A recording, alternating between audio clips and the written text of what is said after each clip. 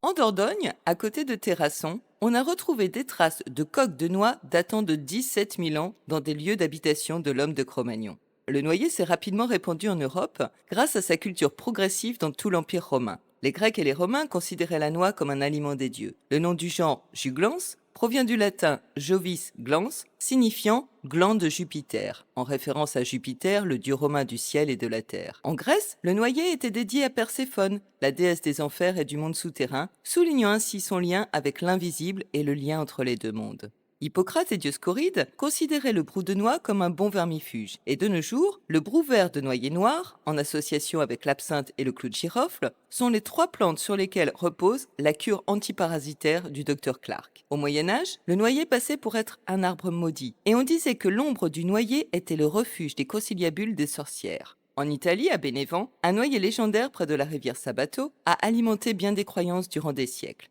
On disait que les sorcières de toute l'Europe venaient s'y réunir pour y danser lors du sabbat. On y commercialise aujourd'hui une liqueur, la liquore strega, strega signifie sorcière en italien, qui a été élaborée en 1860 par Giuseppe Alberti. Cette liqueur jaune élaborée à base de safran, de genièvre et de menthe a permis de perpétuer la légende des sorcières et est devenue l'emblème de la ville de Bénévent.